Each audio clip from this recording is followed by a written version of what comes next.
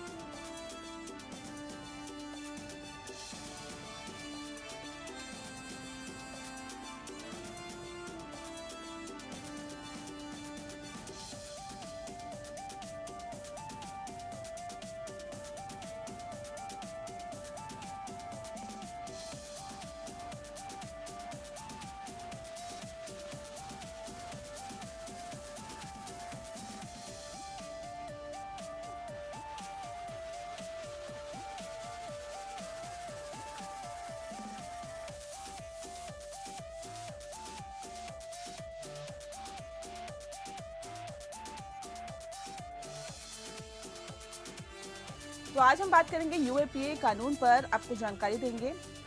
UAPA का full form होता है अनलॉफुल एक्टिविटी प्रिवेंशन एक्ट, यानी गैर कानूनी गतिविधियां रोकथाम अधिनियम। इस कानून का मुख्य उद्देश्य आतंकी गतिविधियों को रोकना होता है। इसके तहत पुलिस ऐसे आतंकी अपराधियों या संदिग्ध लोगों को चिन्हित करती है जो कि आतंकी गतिविधियों में शामिल होते हैं, आतंकी गतिविधियों के लिए लोगों को तैयार करते हैं या फिर ऐसी गतिविधियों को बढ़ावा देते हैं। ऐसे मामलों में एनआईए यानी राष्ट्रीय जांच एजेंसी के पास काफी ज्यादा शक्तियां होती है। एनआईए महानिदेशक के पास तो यह अधिकार भी होता है कि जांच के दौरान वे संदिग्ध या आरोपी की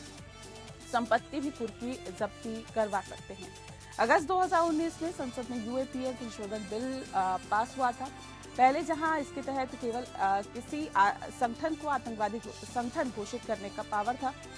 वहीं संशोधन के बाद इस कानून को ये ताकत मिल गई थी कि जांच के आधार पर किसी संदिग्ध शख्स को भी आतंकवादी घोषित किया जा सकता है। ये तो ठीक है बुनियादी जानकारी। ज्यादा जानकारी देंगे आज हमारे साथ कानूनी विशेषज्ञ अधिवक्ता ऋषिपाल सिंह जी।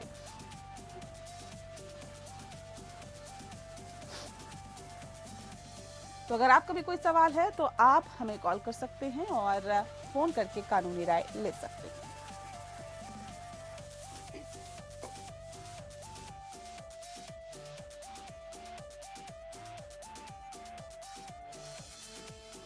बस फोन लाइंस खुल चुकी है 0120612793 और 0120612793 पर भी आप हमें कॉल कर सकते हैं। तो ऋषिपाल जी लगातार हमारे साथ जुड़े हुए हैं। ऋषिपाल जी बहुत बहुत स्वागत है आपका। और सबसे पहला सवाल ये कि यूएपीए अधिनियम का क्या अर्थ है और इसे क्यों लाया गया, विस्तार से बताएं। नमस्कार जी। देखिए, जिस विशेष कानून की आप आज बात कर रहे हैं वो विशेष कानून जो यूएपीए है, जो गतिविधि जो आतंकवादी जो गतिविधियां, गैर कानूनी जो गतिविधियां,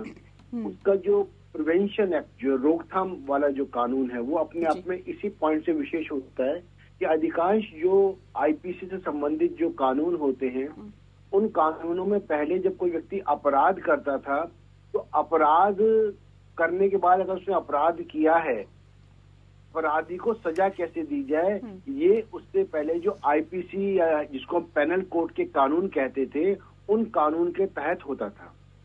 जो प्रिवेंशन एक्ट बनते हैं, किसी भी चीज का जो प्रिवेंशन और रोकथाम की बात होती है, तो वो एक बड़ा सकारात्मक तरीके का कानून होता है जिसमें ना केवल जो अपराधी होते हैं, अपराधियों को गिरफ्तार किया जाता है, अपराधी के खिलाफ कार्रवाई की जाती है, बल्कि उस कानून के तहत उस अपराध को बढ़ने से भी रोकने की कोशिश की जाती है। मैं आपको एग्जांपल देना चाहता हूँ। मान लीजिए कोई आईपीसी में उससे अब से पहले कोई अपराध था कोई मर्डर केस था, कोई अगर किसी को मर्डर का कोई अपराध किसी को होता था तो उसको उसका ट्रायल चलाया जाता था। लेकिन ऐसा व्यवस्था नहीं थी कि मर्डर रोकने की कोशिश की जाए। लेकिन जो रोकथाम वाले कानून होते हैं उसके अंदर बहुत एग्जॉस्टिव पावर दी गई है कि किस प्रकार से काम किया जाए और इन आतंकवादी गतिविधियों को रोका जाए। अपने आप में बहुत विशेष बात है, क्योंकि जो आतंकवादी गतिविधियां हैं हमारे देश में, जो पूरे राष्ट्रीय स्तर पे व्यापक रूप से अपना आप में समस्या है। ऐसा नहीं है कि केवल एक क्षेत्र या एक राज्य ही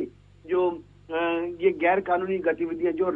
सीधी की सीधी राष्ट्रीय हमारी जो संप्रभुता है उसको चैलेंज करती हैं, उन सारी बातों को सामना हमें करना पड़ता है। तो ये कानून विशेष रूप से वो पावर देता है केंद्र सरकार को, पावर देता है राज्य सरकार को, पावर देता है विशेष अधिकारियों को कि वो ना केवल अपराधियों को पकड़े और अपराधियों को सजा दिलवाएं, बल्कि जो अपराध हो रहे हैं या जो आतंकवाद का जो जाल हमारे देश में, जिसको हम बार बार शब्द का इस्तेमाल करते हैं, स्लीपर सेल जो हैं, या आतंकवादी कार्रवाई हो रही है, या आपने कई बार सुना होगा कि विदेशों से फंड आ रहा है, पैसा आ रहा है और आतंकवादी कार्रवाई हो रही है। तो ये जो कानून है केवल इसलिए नहीं कि जब कोई आतंकवादी घटना कर देता है तो उसको पकड़ो और उसको सजा दी जाए। विशेष रूप से ऐसा कानून एक ऐसी शक्ति बनाई गई है जिसके अंदर आतंकवाद को रोकने की कोशिश की गई है। और हम सब समझते हैं कि कोई भी गतिविधियां जब होती है, उस गतिविधियों को होने के लिए सबसे ज्यादा जो इम्पोर्टेंट होता है वो उसका फाइनेंस होता है या फंड होता है। फंड से ये सारी गतिविधियां जो होती हैं वो कंट्रोल होती हैं। तो ऐसी स्थिति में ना केवल अपराधियों को पकड़ना, बल्कि जो उनके फंड रिसोर्सेज हैं, जो विदेशों से विशेष प्रकार से जो फंड आ रहा है, वो जो अंतर्देशीय जो घोटाले हो रहे हैं, जो अंतर्देशीय जो पैसे का आना जाना है, वो इन सारी बातों को ध्यान में रखते हुए बड़े व्यापक रूप से इस कानून को लाया गया और बहुत व्यापक पावर जो है इसमें दी गई। हालांकि हम देखते हैं सुप्रीम कोर्ट में कई बार इस पे होता है कि बहुत सारे कानून के ऊपर बहुत से लोग कहते हैं कि कानून का बेजा इस्तेमाल होता है, पावर्स क्योंकि इसमें ज्यादा है, प्रिजम्पशन एक्यूज के अगेंस्ट है, इसीलिए सारी बातों को ध्यान में रखते हुए, लेकिन फिर भी ऐसे कानूनों की वर्तमान परिप्रेक्ष्य में बहुत आवश्यकता है, तभी हम एक अच्छा और स्वस्थ समाज को दे सकते हैं। जी सर, ये बताइए कि यूएपीए अधिनियम में गैर कानूनी गतिविधियों और आतंकवाद को कैसे परिभाषित किया गया? देखिए, अगर आप आतंकवाद शब्द की बात करते हैं, आतंकवाद शब्द हमारे, अगर हम पहले के जो मैंने पैनल कोड था तो उसमें आतंकवाद या आतंकवादी जैसे कोई प्रोविजंस नहीं थे, ना ही उनको कहीं डिफाइन किया गया था कोई व्यक्ति आतंकवादी कैसे होगा और कैसे बताया जाएगा। जो गैर कानूनी गतिविधियां हैं, जैसे मान लीजिए कोई व्यक्ति किसी विदेशी मूल के किसी संस्था से या कोई और तरीके से, या मान लीजिए कोई और ऐसा काम कर रहा है, वहां से पैसे का अपने देश में मंगवा रहा है और इन तरह की गतिविधि रुका हुआ है, या मान लीजिए कोई फेक न्यूज है या फेक इंफॉर्मेशन है उनको बनाने का, या फॉल्स ऐसा नरेटिव बनाने की कोशिश की जा रही है जिसके अंदर देश का सौहार्द बिगड़ सके। तो ये सारी की सारी बातों को जो हम गैर कानूनी बातों के अंदर हम शामिल कर सकते हैं। लेकिन जो दूसरा एस्पेक्ट, जैसे आपने बताया आतंकवादी, अपने आप में आतंकवाद की अवधारणा जो है वो हमारे देश में या हमारे कानून में एक नई अवधारणा है कि पहली बार आतंकवाद को कैसे डिसाइड किया जा सके और कैसे अपराधियों को कानूनों के दायरे में लाया जा सके।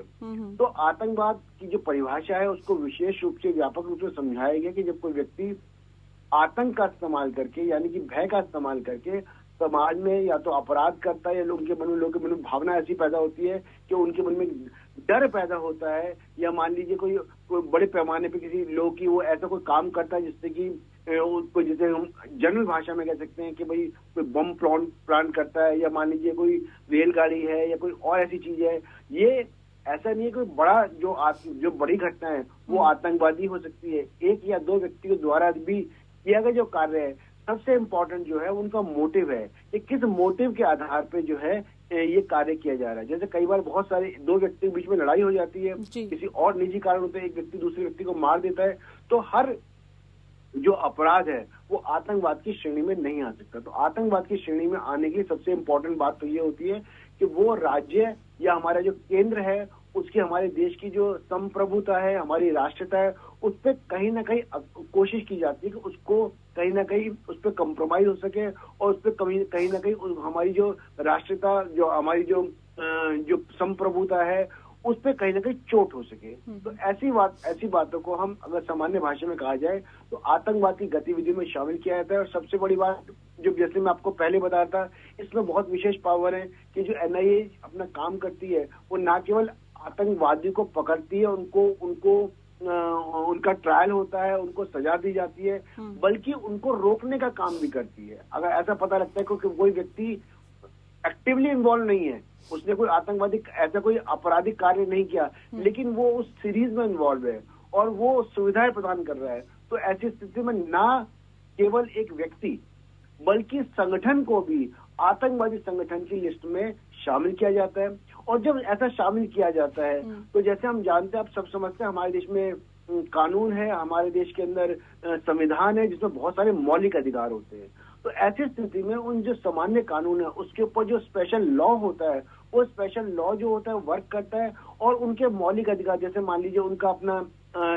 उनको हाउस अरेस्ट का भी हो सकता है, उनके जो अकाउंट्स हैं वो सील हो सकते हैं, उनकी जगह सील हो सकती है। तो ये सारे के सारे जो प्रावधान है, ये विशेष प्रावधानों को बताते हैं, विशेष शक्तियों को बताते हैं, जिनका सबका उद्देश्य ये है कि किसी भी प्रकार से हमारे राष्ट्र को बचाया जा सके और उनके अंदर जो इस तरह की गतिविधियां हैं उनको रोका जा सके। जी, सही बताइए कि यूएपीए कौन लगा सकता है, यूएपीए कब और किन हालातों में लगाया जा सकता है? देखिए, पहले तो यूएपीए जो है, जो ऐसी गतिविधियां, ऐसा जैसे मैंने आपको अभी ऊपर जो आपको बताया कि ऐसी गतिविधियां जब भी होती हैं तो न केवल केंद्र को बल्कि राज्य सरकार को भी अधिकार होता है कि यूएपीए का इस्तेमाल कर सकती है और उसके अंदर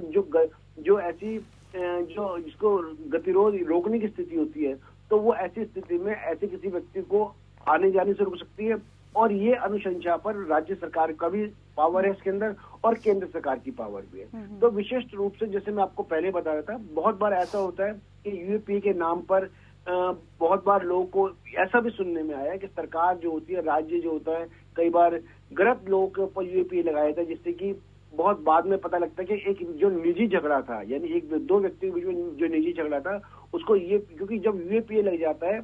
तो और एक सामान्य रूप से जब कोई व्यक्ति अपराध करता है, दोनों में हो सकता है एक अपराध में एक व्यक्ति ने किसी व्यक्ति की हत्या की हो या कोई शारीरिक चोट पहुंचाई हो, लेकिन अगर यूएपीए के उस पर अलग से लग गया है तो ऐसी स्थिति में उस व्यक्ति की जो बेल है वो बेल मिलने में बहुत ज्यादा मुश्किल हो जाती है और उसको आसानी से न केवल बेल मिलने में मुश्किल होती है बल्कि उसकी संपत्ति है वो भी जब्त हो सकती है और सब चीज में और में बहुत सारी जो उनके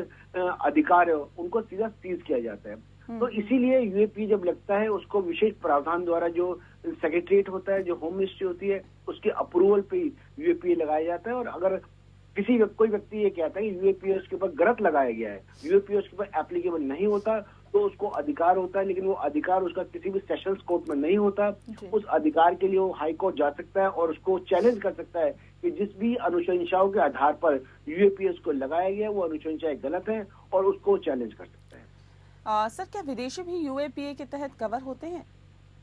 जी, विदेशी जो होते हैं फॉरेनर्स, देखिए भी क्या? हाँ, यूएपीए जो है वो आतंकवादी गतिविधि रोकने का कानून, जैसे हमने पहले आपको बताया, हमारे देश की जो संप्रभुता है उसको या हमारी राष्ट्रीयता को किसी भी प्रकार से चोट पहुंचाने की कोई कोशिश कर रहा है तो वो व्यक्ति, वो अपराधी, वो चाहे हमारे देश का नागरिक हो और चाहे विदेश का नागरिक हो,